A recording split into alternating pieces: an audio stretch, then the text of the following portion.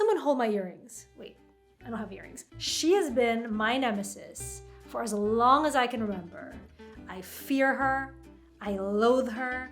She is the personification of evil. Did you think I was gonna say Kristy? You're savage. No.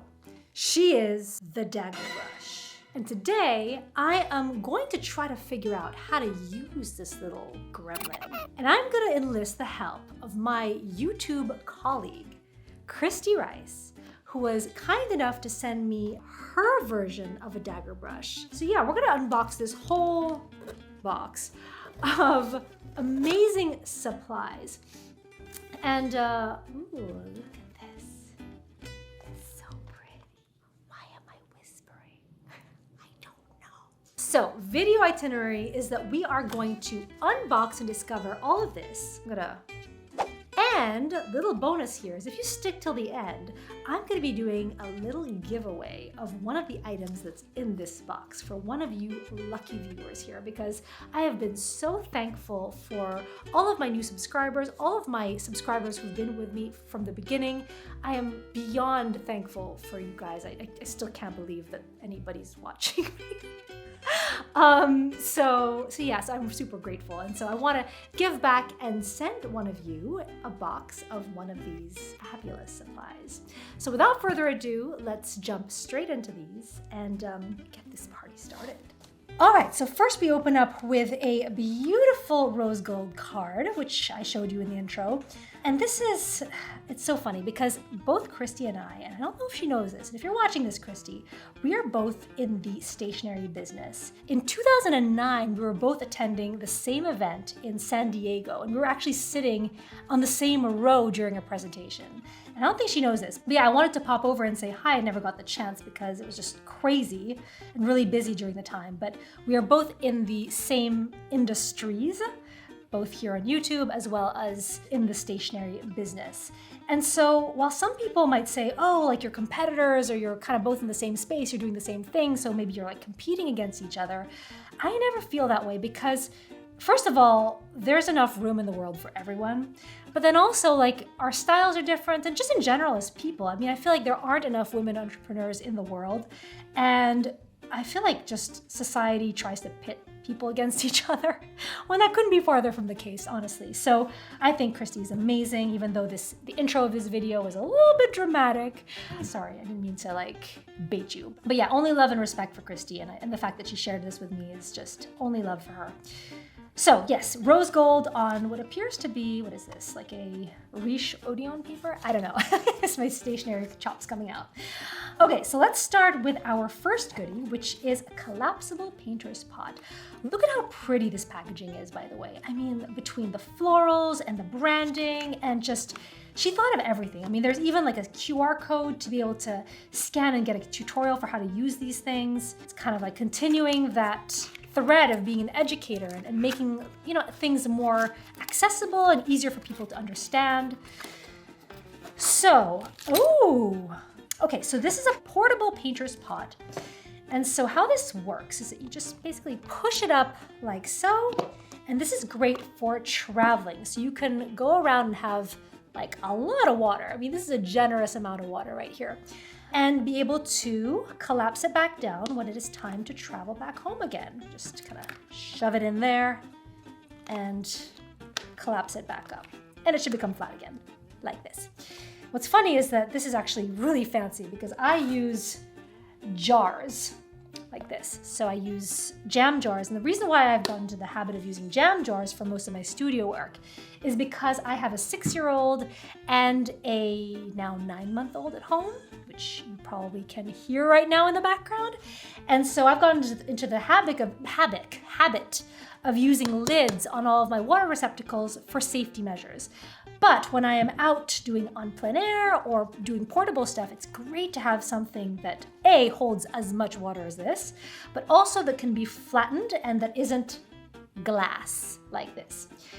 So this will come in very, very handy when I decide to take my paintings out into the garden and paint with them. And it actually comes with a little ring right here. And I think this is just for decoration. I don't think this is necessarily functional, but I will You know, I don't think I'm gonna use it on my pot, as tempting as that is. I think I'm actually gonna use it for my keys because it is so pretty with a rose gold, and it says Paint Joy, which I just want to have that with me at all times. So very, very lovely. And you can actually use it completely pulled out like this, or you can just make it, if you don't need that much water, you can make it like a half pot, which is great. Okay, so let's put this back in here, collapse it back up, and get to our second item, which is this, and it says Joy Chaser. So we had Paint Joy on the first one, and then Joy Chaser on the second. And this, I feel like this is gonna be like my Harry Potter magician's wand in here. What is in the pouch? It is, ooh, it's rose gold. Yes, it is a portable brush, and I have wanted one of these forever. I do not own any portable brushes, so Kristy, this is my first. A number 6 round, which is like hello sharp. This is needle sharp. To give you an idea of how this stacks up, this is the Kristy Joy Chaser number 6 round, and right here, the number 4 Kolinsky. So look at how tapered and sharp this is. It's super sharp. So yeah, this is amazing. So these ones will be used in tandem. So this is Margot Goes on the Road set. Love it. And I just love how, like, it's so sleek. It's so cool. It's like secret agent. I'm such a nerd. What is wrong with me? Let's move this to the side and get to the next item, which is the Art for Joy's Sake palette. And this one is the one that I am already familiar with because I purchased this already on my own. And if you haven't already seen this, I actually did an unboxing and a swatching session of this palette, and I absolutely adored it. It's amazing. I have so much fun with it that I either use it on its own, but sometimes I actually use some of the colors independently. And this is, I'm not gonna mess up this packaging because this is going to be a part of our giveaway at the end of this video. This is my palette. As you can see, these are the colors that come inside of it, and it has some fantastic, very unusual colors like the neons, this sort of apricot-y kind of color. There's some really unexpected colors inside this palette, which I really fell in love with, and I love just using little touches, especially of this one, on some of my recent pieces, which you'll see if you check me out on Instagram. So yeah, I mean, I feel like I've already spoken about this in another video, so I'm not going to go into more detail about that here, but it is a fabulous palette, which I really enjoy. So the Art for Joy's Sake palette, which I will put aside now. And finally, this is kind of the focus of this video, which is the brushes. So I think the brushes are a more recent addition to Kristy's lineup of supplies. And so here it says, fear has no place here. And I love that because I feel like that's something that a lot of artists, whether you're a beginner, you're a professional, whatever levels, fear is kind of a subject that comes up a lot with most people, myself included, because so much is wrapped up in the creation of putting ourselves out there. And so it can easily drum up feelings of fear. And so this reminder that art should be fun, that should be a joyous occasion is, I think, a great reminder for us all. All right, so what is in here? Here is her set of brushes, and we have 6 brushes. So 6 plus my travel brush makes 7. So this is the Free of Fear brush collection, which includes, let's see, a 000 round. So this is like tiny details, facial features, flower stamens, that kind of stuff. Second brush is a 1/8 dagger brush. I am scared. Oh my gosh, we have 2 daggers? We have 2 daggers. I am in for some trouble today. Ooh, how am I gonna make out of this one? Alive in one piece. Next one is a number 6 cat's tongue. Great for petals, great for tutu details. I am the ballerina painter after all. Then we have a number 6 filbert. This is the flower painting or petal painting must-have. So if you're in the business of, not business, but you know what I mean. If you are interested in painting roses, peonies, anything with these like kind of thicker petals, this is gonna be your new best friend. This is the OG. The creator, oh, they have names, hold on. Oh, hold on, I gotta go back. So triple O is making magic. The mini dagger is the you do you. I think I shall. The cat's tongue is find your weird. Embrace your inner weirdo. I already have, too late. We've already uncovered that. Pandora's box has been opened. Number 6 filbert is dive right in. Number 12 round is creative rebel. I want to rename this to OG because the number 12 round is really just, it's a must-have in any arsenal. Super pointed, super sharp, great universal brush. If there's like one brush that you wanted to have, if you only had money for like one brush, I would say a brush like this would be the one to go with. And then the coup de grace, the magnum opus, hold on, I'm scared. Oh, I don't want to break this. Let me grab my shears. These are the infamous shears. People write into me and say like, these are like horror movie shears. I got them from a friend in the fashion industry. There's nothing like a nice pair of shears to like tear up your packaging.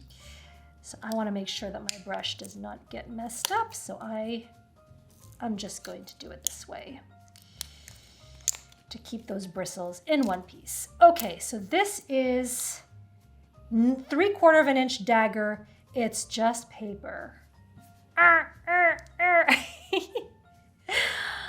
This is a shape that I've had a lot of trouble with because like I said, it's something that I have not been able to figure out quite yet. But I'm hoping that Kristy will be able to help me figure this out.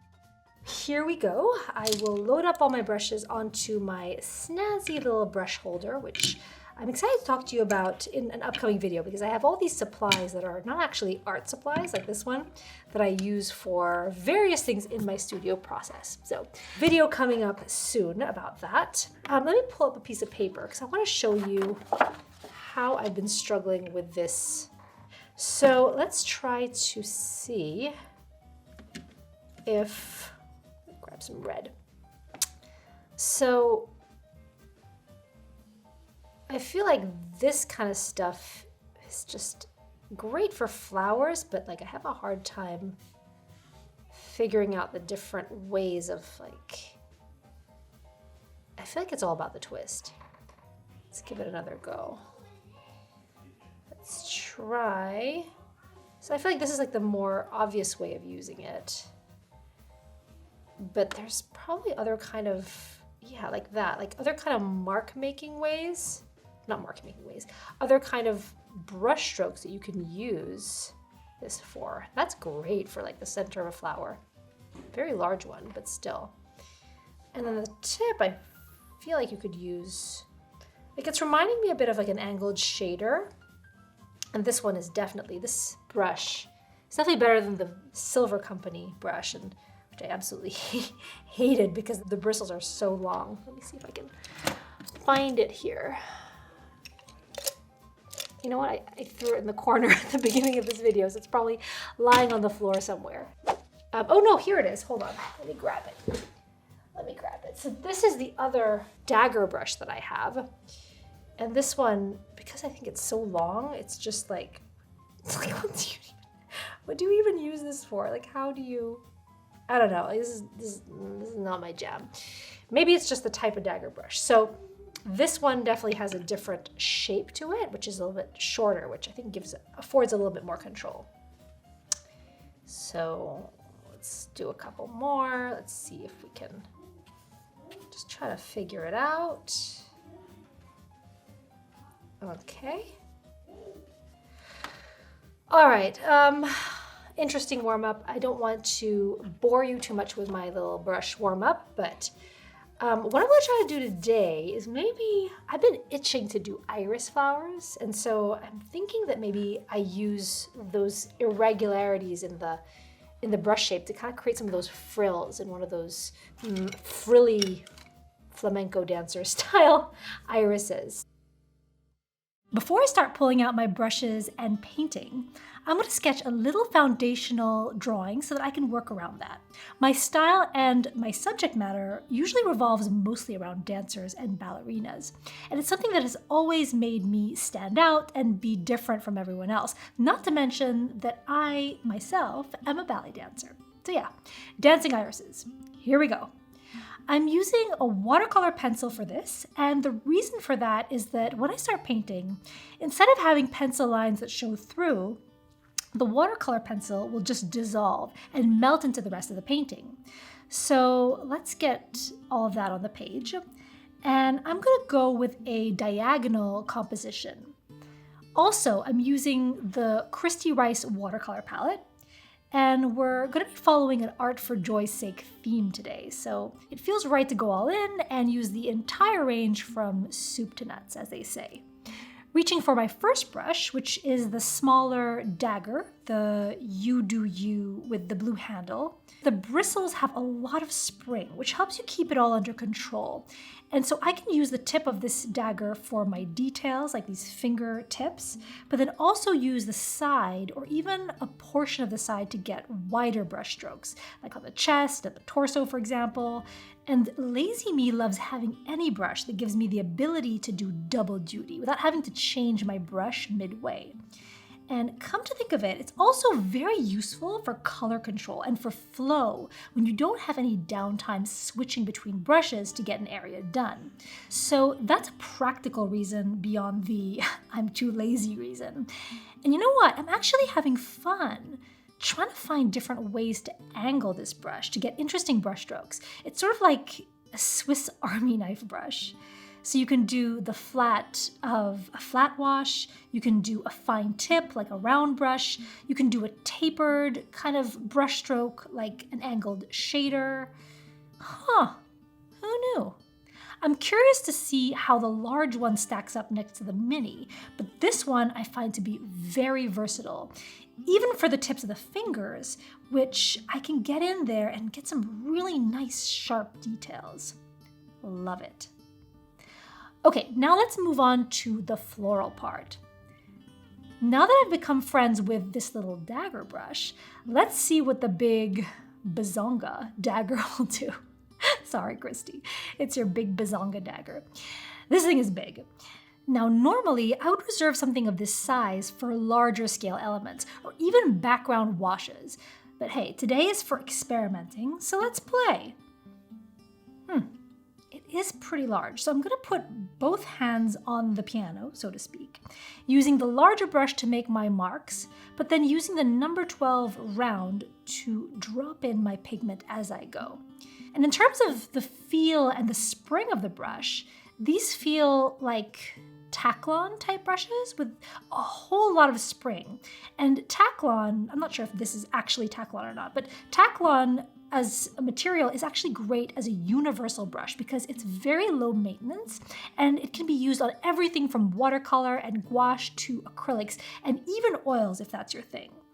And so the handles here are slightly longer than most of my other brushes, including my Da Vinci's, which always have longer handles for some reason.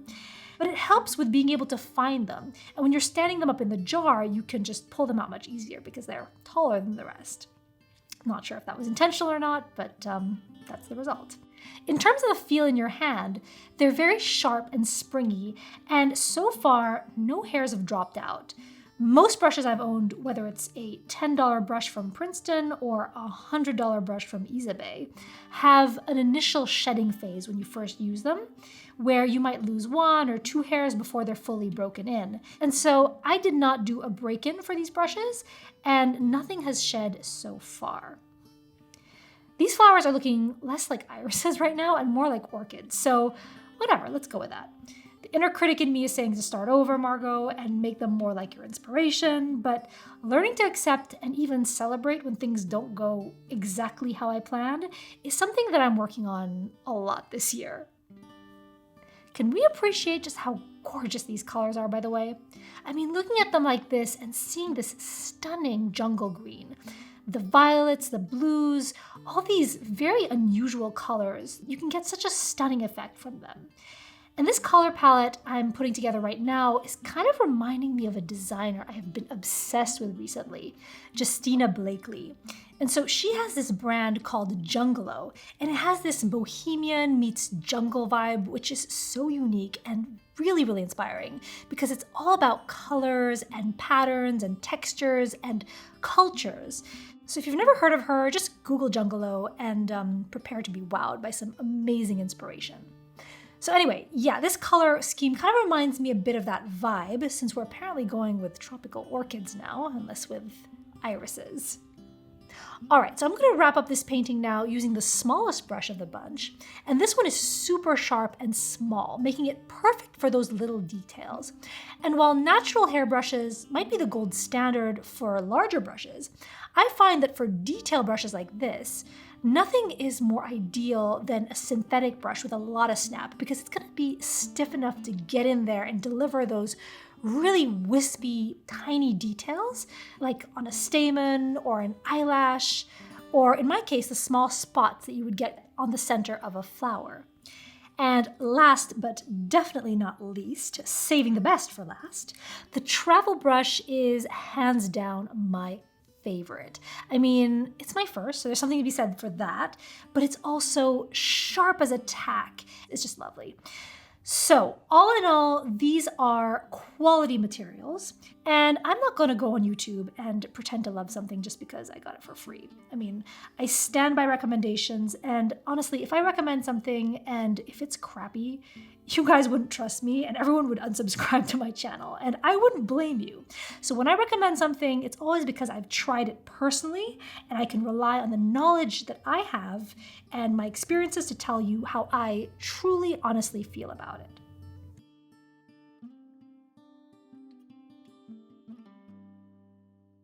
So now, bonus time. We are going to be doing a giveaway of the Art for Joy's Sake palette. And so the rules for entering is just to leave a comment in the comments below and let me know what you are interested in painting with this palette. And one lucky winner will be picked at random to receive this watercolor set. So good luck to all. And as always, thank you so much for watching and for joining me on these art videos.